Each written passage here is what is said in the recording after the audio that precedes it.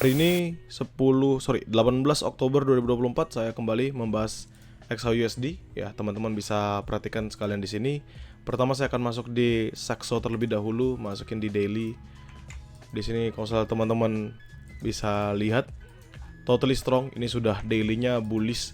Saya sudah sampaikan seandainya dia berhasil break supply zone-nya saja 2673, 2663, it's supposedly going up and up ya. Dan penguatan yang terjadi di XAUSD itu bakalan jauh lebih kuat lagi. Kenapa? Karena tentu kalau misalnya kita ubah this one to line chart, it's gonna be bullish momentum ya. It's total bullish momentum. Kita lihat dari RSI divergence also bullish momentum, MACD juga it's totally bullish momentum. Golden cross, actually golden cross. Tetapi ini pertanda pergerakan dari XAUSD akan going up untuk strong lebih ke atasnya lagi. In my honest opinion, gak ada target yang bisa saya letakkan semisal dia harus sampai di harga sekian, no. Seperti biasa kita kalau misalnya ngomongin pergerakan all time high itu kita patokannya adalah setiap kali dia pembentukan base. Jadi setiap kali dia melanjutkan penguatannya seperti di sini, up, dia bentuk base terlebih dahulu. Jadi basically simple market structure ya, rally, dia bentuk base, kita waiting apa yang terjadi, voting machine-nya going up for another rally. Jadi rally lagi, base lagi, rally lagi, bentuk base lagi, baru dia rally lagi. Yang kita tunggu apa? Base. Only that. Tanpa ada pembentukan base, teman-teman sudah paham kalau misalnya kita tahu dia akan still going up. Jadi fokusnya ada di buy. Now we talk about buying position, dimana kita bisa ngelakuin buy positionnya. Change it ke Anda balik, kita ngomongin H4, check the naked chart. Kalau naked chart sebenarnya sudah kelihatan jelas ya. Teman-teman pasti ngeliat bahwa ini still bullish up. Ini bahkan dia satu candlestick dari jam 8 pagi tadi, sekarang masuk jam 11.37. Lebih kurang berapa nih? 22 menit lagi ya. 22 menit lagi dia akan closing untuk H4 jam 8-nya dan potensial masih melanjutkan penguatan. Ini sangat kuat teman-teman ya. Kalau misalnya kalian lihat candlesticknya, ini candlestick yang strong dan there's a big potential kalau misalnya dia akan melanjutkan penguatannya lagi. Kecuali dia hajar habis sama seperti ini. Dengan satu candlestick drop signifikan. Ini kalau misalnya teman-teman lihat 2645, dia high-nya di 2647, low-nya di 2604. Turunnya 430 pips. 430 pips turunnya. Sebenarnya kita nggak perlu yang 430 pips. At least dia bisa habisin satu candlestick ini aja. Jadi dari 2710 dia close-nya di 2690, 2691, turunnya 100 pips. Itu kita sudah mulai ada nafas lega. Seandainya teman-teman mau entry sell. If not, nggak bisa. Jadi kita ngomonginnya langsung di A1 tempat kita trade. Ini beberapa akan saya hapus. Ya, beberapa saya akan hapus. Kenapa? Karena sudah irrelevant. Tetapi kita bisa marking all of the zones yang earlier ya. Kalau misalnya kita ngomongin basically dari hari ini aja, itu lowest-nya. Yang usah kita ngeliat the lowest itself itu ada di sini. Ini saya pakai price notes. Ya, ini ada di 2689. Jauh banget ya. Sekarang harga di 2710. Mentok kita bisa ngambil dari fair value gap yang kebentuk pada jam 8 closing di jam 9 tadi. Now check it by Fibonacci. Kalau misalnya kita tariknya basically dari hasil close-nya aja ya, kita ambil dari garis ini ya. Kita tarik Fibonacci, maka the highest level, kita nggak tahu highest levelnya di mana, tapi saat ini yang kita tahu cuma sampai 2710. 618 itu di 2697. This level 2697. Jadi kalau kita balikin, ini juga sama, satu di 618-nya Fibonacci, it is also fair value gap. Kalau misalnya kita ngomongin dari candlestick yang kebentuk di jam 8 ini. Lebar, sebenarnya fair value gapnya nggak sependek ini ya, tapi lebar dari sini sampai habis di sini kan. Karena ini full dia bullish only. Kalau misalnya kita pindah ke time frame yang lebih kecil nanti teman-teman bisa kelihatan. Cuma at least kita patok dulu.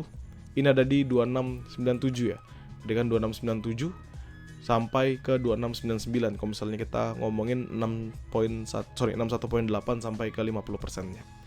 Cuman the best places yang bisa kita manfaatkan ya untuk sekarang only buy, dan kita bisa ngeliat buy dan buy-nya tuh dari time frame yang lebih kecil. Kalau misalnya ditanya di mana area terbaik seandainya saya harus entry buy, tentu adalah di sini. In my honest opinion, ini patokannya karena dia bullish, drop, ketahan, berkali-kali dia nge-retest nggak berhasil breakout. Kalau misalnya kita perhatikan, lalu nextnya dia mulai bullish kembali sebelum breakaway gap. Jadi kita bisa ambil on this side. Ini saya tuh kecilin dulu. Nah, price Ya, 2692, 2689 means ini adalah area yang menurut saya akan jadikan patokan kalau misalnya saya harus entry buy. 9289. Ya, ini buy pertama, ini buy high risk. Nanti teman-teman akan saya tunjukkan beberapa buy yang lainnya. Jauh memang kalau misalnya dilihat dari 2710. Kenapa ya? Karena kan kita maunya play safe ya.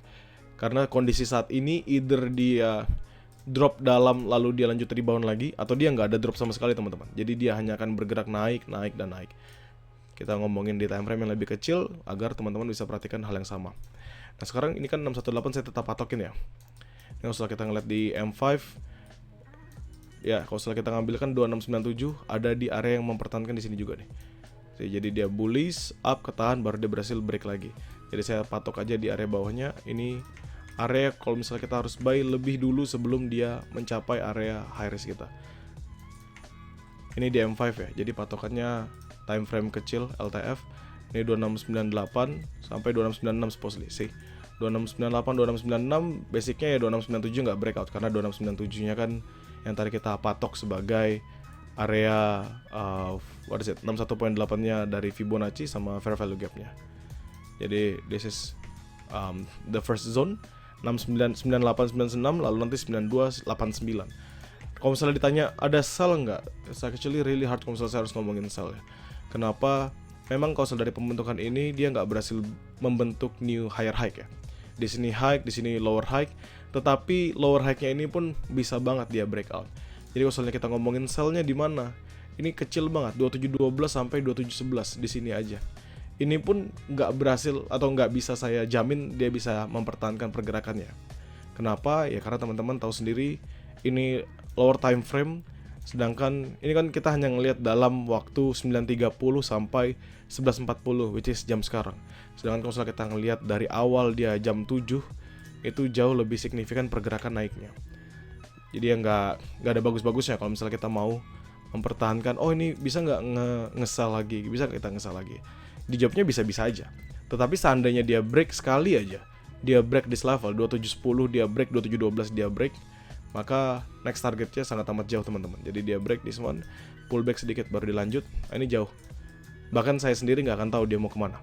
Jadi kembali ke fase price discovery. It's always price discovery if we talk about all time high. Jadi ya, in my honest opinion, best thing yang bisa kita lakukan only buy. Only buy, buy and buy. Bahkan kalau misalnya teman-teman lihat di sini, there's actually a big chances ya. Kalau misalnya pun dia nanti drop lagi ke 2707, 2706, 2705, teman-teman bisa buy. Dia nanti rebound dan lain sebagainya, take profit, terus menerus berulang-ulang. Dan menurut saya it's also lebih bijak ya. It's wiser for us, lebih bijak buat kita seandainya kita nunggu sampai ke London session. Jadi London session masuk, overlapping sessionnya dia sudah mulai ada, bisa ngasih kita another point of view yang baru, termasuk juga ngeliat momentum yang ada. Either nanti kita dapat, mana kita kalau salah ngeliat ya, pertama kali misalnya dia bullish, di level misalnya, dia bullish kita dapat dia seharian dari siang, ini kan dari siang nih, ini naik kenceng, ini dari jam 2 siang sampai jam 6 sore, merah gini terus, which is a good things. Kenapa? Kalau misalnya dia merah terus seperti itu, maka potensial dia nge-retest sampai 2696 sampai 2692 terbuka lebar. Ya kita nunggu ada seperti itu ya. Ada penurunan, ada kekuatan seller yang baru di London session, atau ya dia lanjut terus naik ke atas. If that's so, ya kita nggak bisa ngapa-ngapain juga. There's nothing much here. News juga nggak ada. 1930 cuma building permits. Building permits nggak gitu ngaruh karena kita sudah ngeliat data untuk ketenaga kerjaan sama daya beli masyarakatnya. It means building permits supposedly juga akan negatif ya karena datanya juga kurang bagus kemarin. Jadi sekarang yang saya bisa patok 2698, 2696 as a buy position, 2692, 2689 as a buy position juga. Both of them ini high risk, sedangkan low risknya it's actually jauh banget. Kalau misalnya dari pandangan saya sih balik ke 2680, 2670-an lagi untuk medium risknya. Setiap trade atau misalnya setiap setup di luar dari mapping yang akan saya share nanti itu akan saya infokan di dalam grup. Jadi teman-teman jadikan ini sebagai referensi, teman-teman sesuaikan dengan metode trade yang akan jalankan kembali. Sampai berjumpa di live selanjutnya.